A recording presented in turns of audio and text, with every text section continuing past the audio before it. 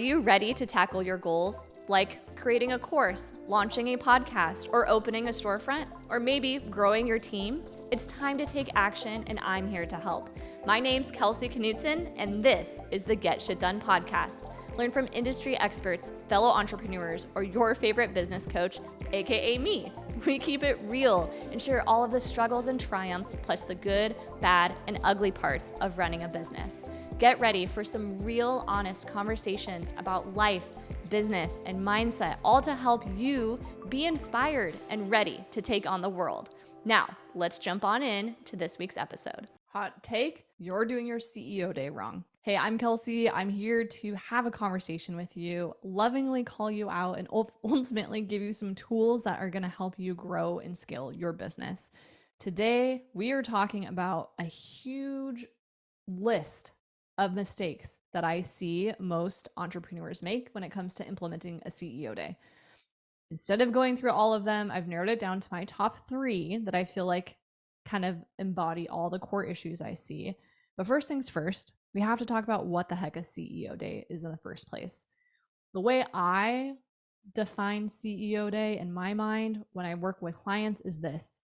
It's time, intentional time you set aside to work on your business, not in it. That's it. For some people, that's a half day. For some people, that's a full day a week. Others, once a month. I think the tempo, the consistency, the actual scheduling of it varies depending on business to business, industry to industry, team size, lots of factors. But all that to say, for the sake of the rest of the episode, we're defining a CEO day as intentional time working on your business. Furthermore, I think we also have to define something.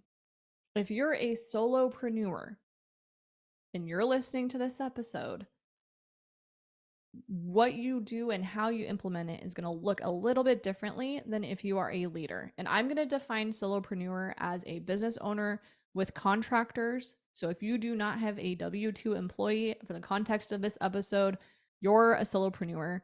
If you have at least one W-2 employee, if not more, then you are a leader. If you're thinking CEO day and you're in that solopreneur camp, here's the real talk. You have a lot of things on your plate and you don't have enough time to do them all. You are not going to get them all done. So we have to be laser focused, very intentional on what stays on the plate. And real, sometimes the things we want to keep on there, we only keep on there because it feels good to cross them off. Yeah, I know.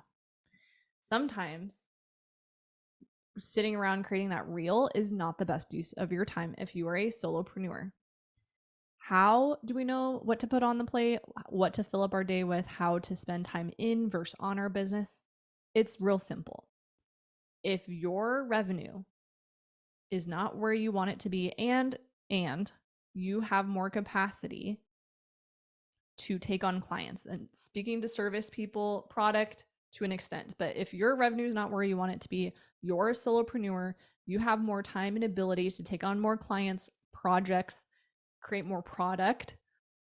All of your time should be spent in how do I make this more efficient with myself?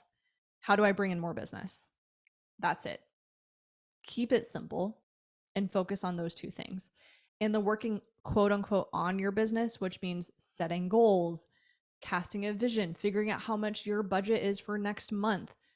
The amount of time you have dedicated to working on your business when you're a solopreneur who is not making the income you need, that ratio should be pretty small, which means the CEO time that you are spending solopreneur struggling, be very intentional with it.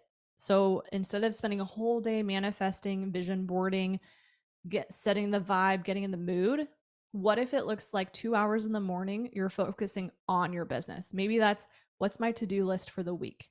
Maybe that's, okay, I'm going to follow up with 5 people every day. I'm going to start my day writing down those 5 people's names, and then I'm going to go do the thing.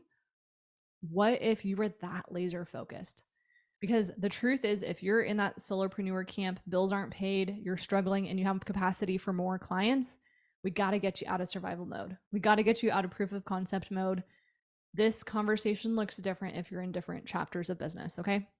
So solopreneur struggling, Be really intentional with what I'm listening. Don't add all the things, all the shiny toys on your plate. Be aware that you have very limited time and capacity, and the best use of your time right now is client facing stuff. So anytime you're not client facing, just be very mindful and intentional of where you are putting your time. That might mean, though TikTok is where your target market is, that might mean right now we're not touching it because we need to focus on getting a couple more clients committed. Okay. So real talk, solopreneur struggling, that's what I have for you as far as how to decipher the rest of what I have to say. If you are a solopreneur and you're scaling, meaning you either are about to hire your first W-2, you could, but your business is pretty efficient. You've kind of hit the ceiling, the maximum that you're able to do in the way that you're doing it. You need more CEO time. And CEO time gets to be strategic. And again, it's the things working on your business.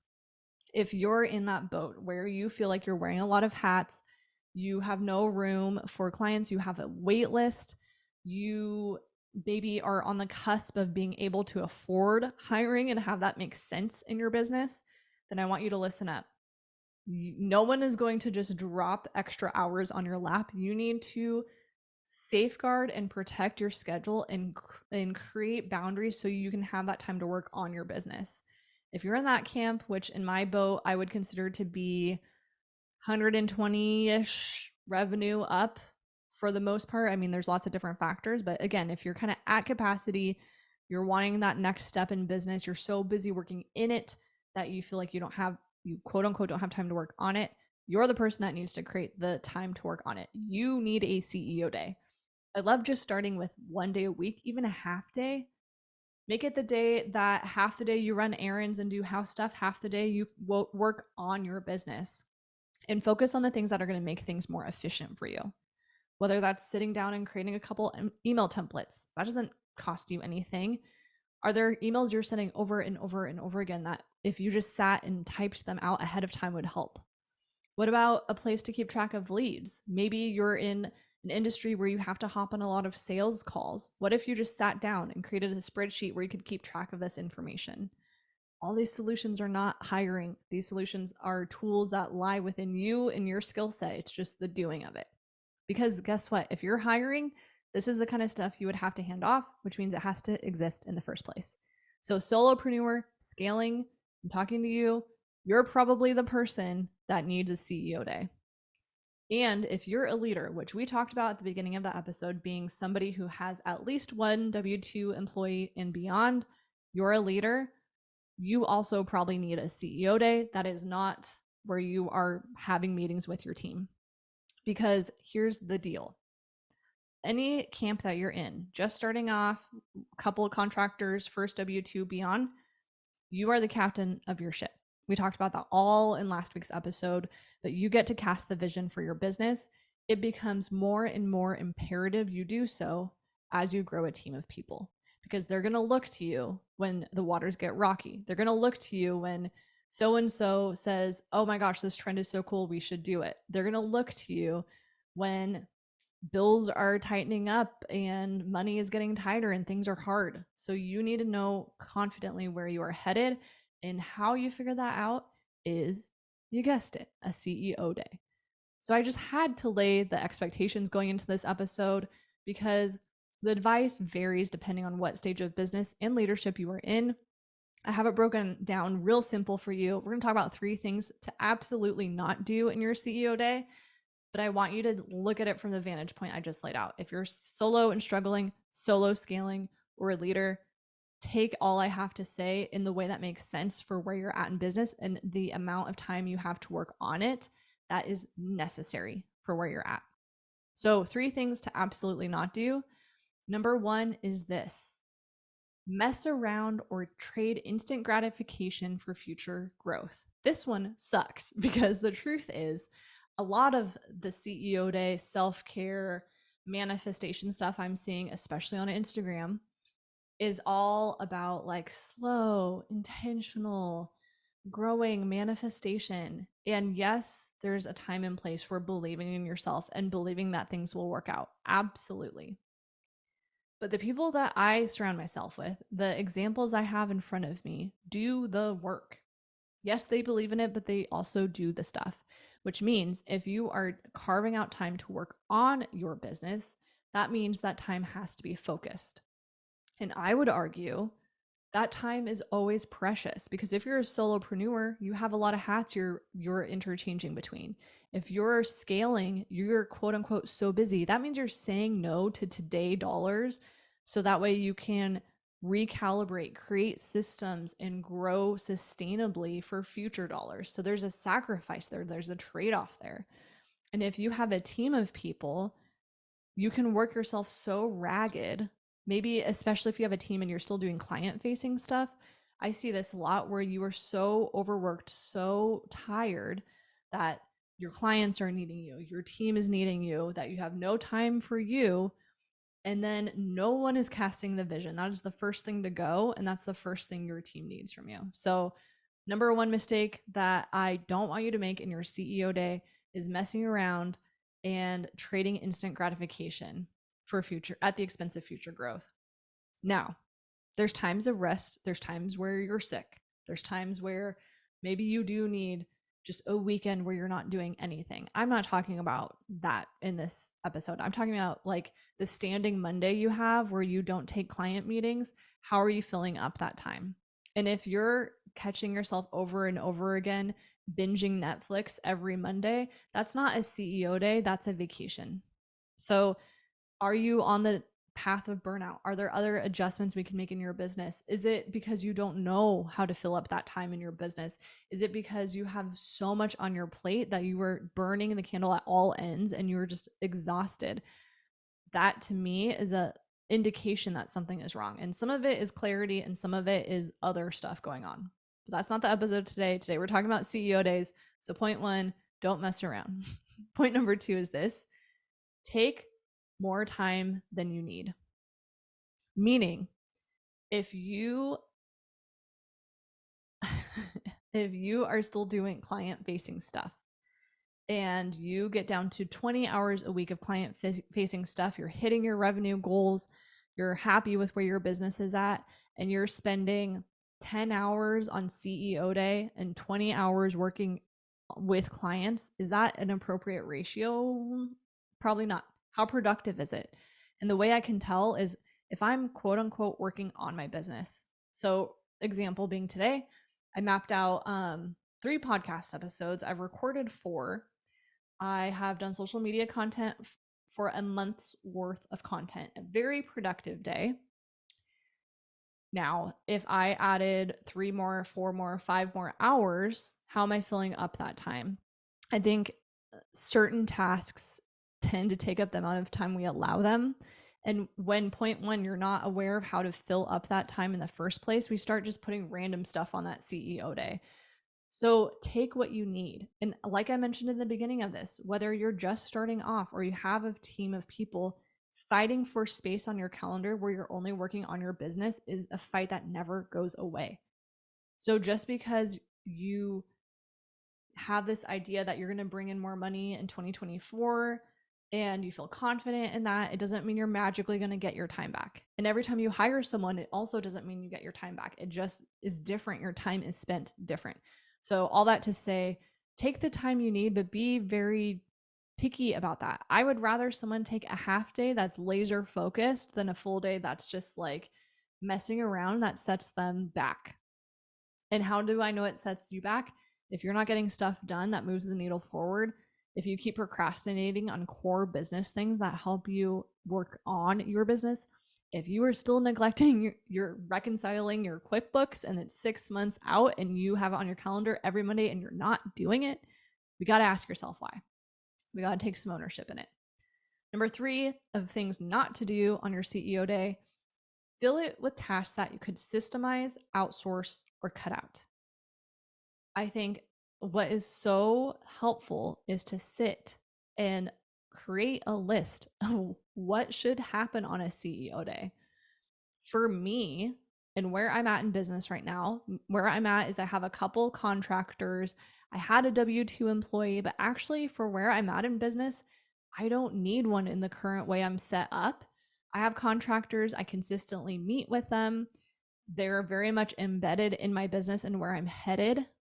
That being said, I don't need a lot of quote unquote on my business time, but what I do need is a lot of self-care time because and I'm waving my finger aggressively because my business requires a lot of me.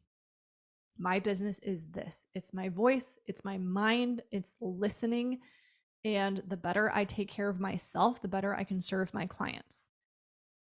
That was not the same when I had a hair salon. Yes, I had to take care of myself like basic health, but I feel way more energetically tapped in the work I do now, especially with the mixture of this, the communities I run, and my coaching, that I require a lot more just quiet, alone me time. So my CEO day is a mix of things working on my business.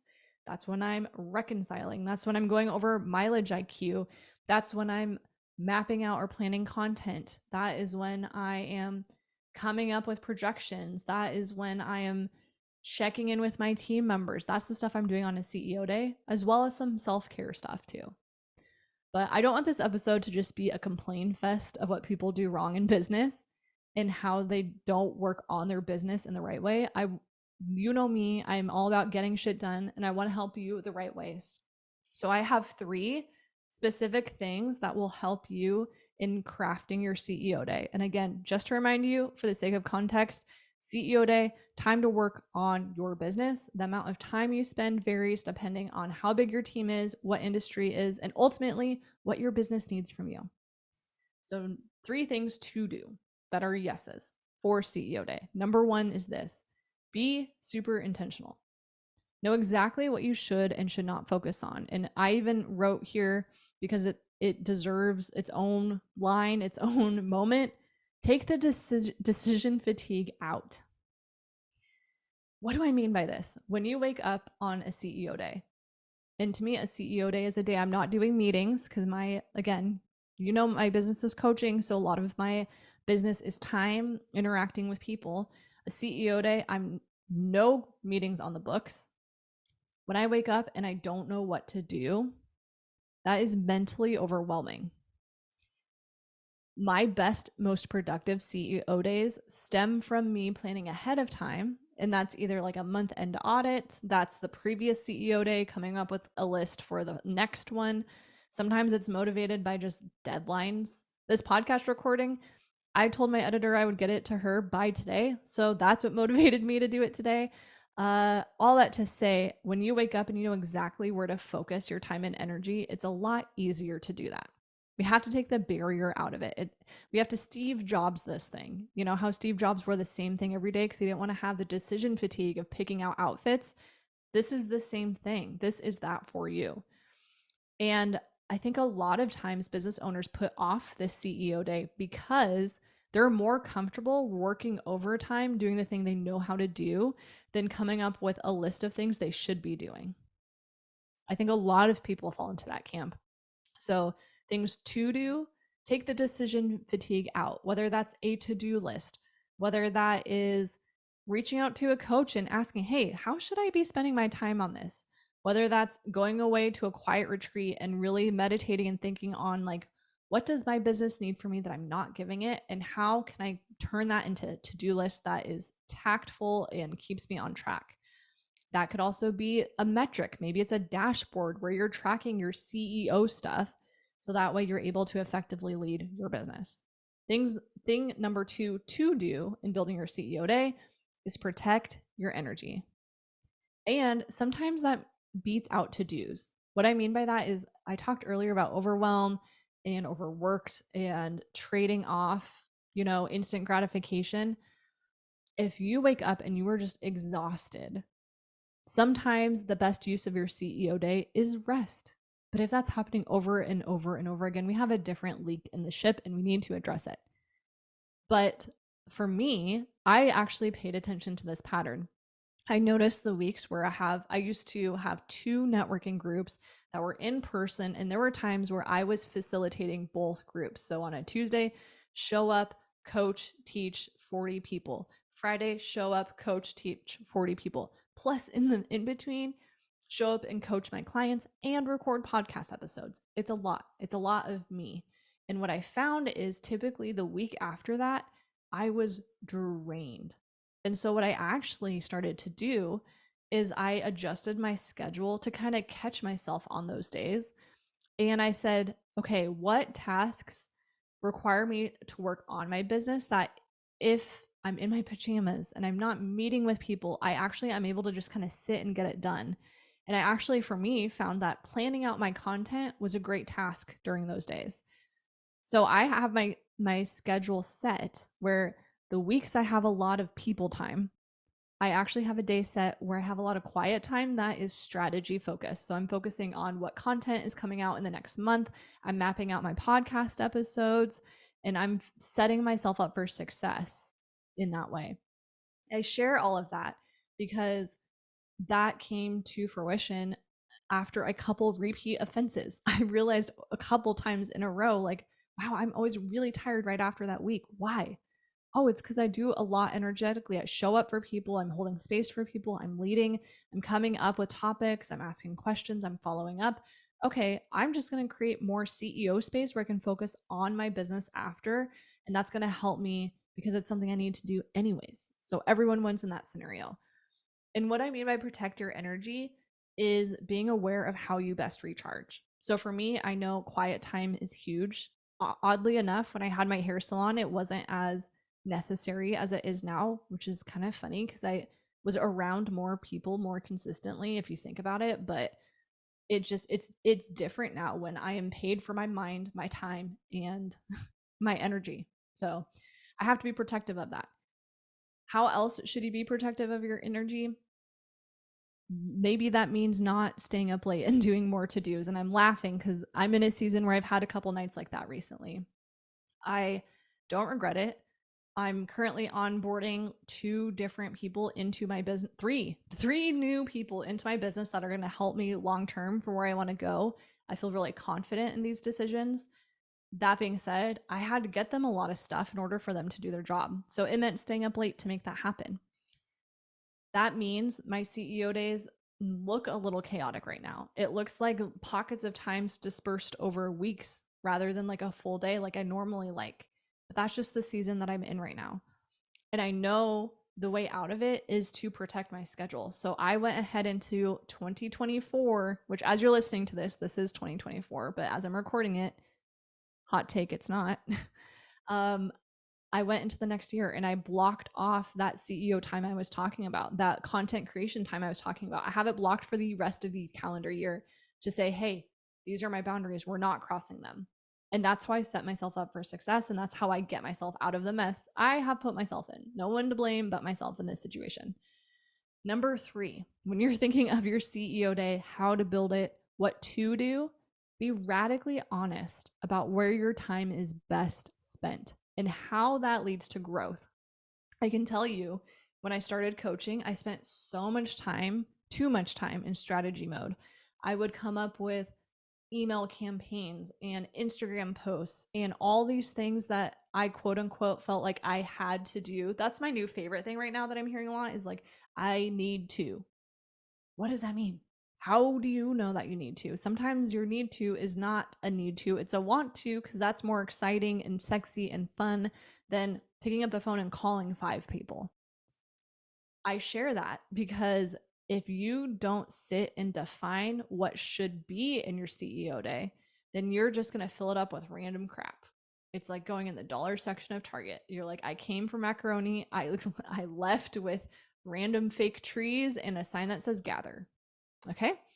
So when you're building your CEO day, you need to be radically honest with yourself and make sure the time you're spending is best use of your time to move your business forward. I share this from a place of experience. Now that I'm a couple years into this thing, I can see that.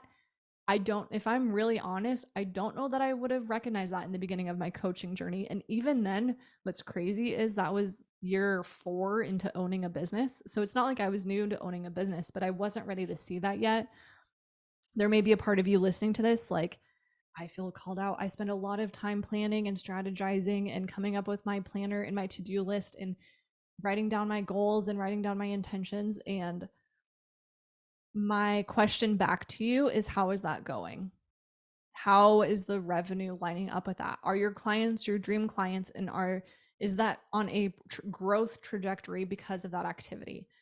I used to spend a ton of time in my morning routine, and this is funny because I bet if you went back 100 episodes, you would hear multiple episodes about morning routine, the importance of routine, setting the tone, writing down things in past tense so you believe them to be true. Real talk, I don't do that anymore. I wake up and I get to work. I wake up, I make a cup of coffee, and then I get to work. But it's because I know exactly where my time is best spent in my business. And there's parts of me that miss that kind of slow start and like setting the intention.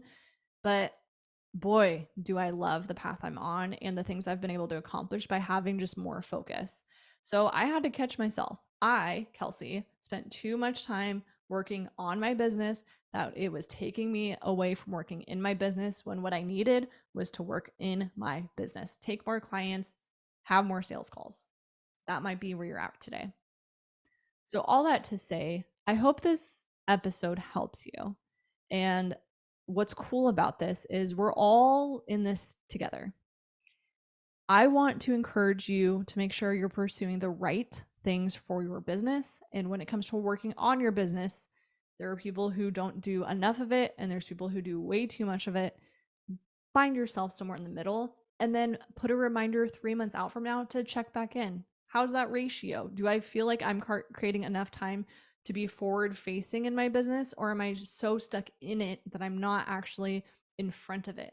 Or am I too far in front of it where there's crickets back here, but gosh darn it, I have a beautiful launch plan for next fall? All that to say, you are the captain of the ship. You're your own boss, which also means you have what you need. Excuse me. You have what you need. You just need to go out and do it. I highly encourage you to take this episode and create your own CEO schedule. Find time, whether it's weekly, a couple hours every morning, once a month, whatever makes sense for the chapter you are in today. Create that time where you can work strictly on your business. It's a lot easier to wear that one hat for a couple hours at a time than to switch a bunch of hats on and off over time. And I would love to hear what you have to say about it. So that's all I have for this week's episode. If you're listening to this and you found it helpful, please share it. The best way this gets around is word of mouth. I'm not doing any ads. I'm just here to serve, and I would love to hear what you have to say. Thank you so much, and I will catch you on the next episode. Hey, thank you for listening to today's episode. I hope it was valuable and prepared you to take bold, decisive action. And remember, there's no shortcut for the show up, so go do the thing. Check out kelseymarieknudsen.com/podcast for all of the notes and resources mentioned in the episode. If you found the podcast extra helpful, please leave us a review on Apple, Spotify, or Stitcher, or wherever you listen to your favorite podcasts, or share it with someone who needs to hear it. As always, I love what I do, and it's because of you. That's all for now. Let's make this month matter and get shit done.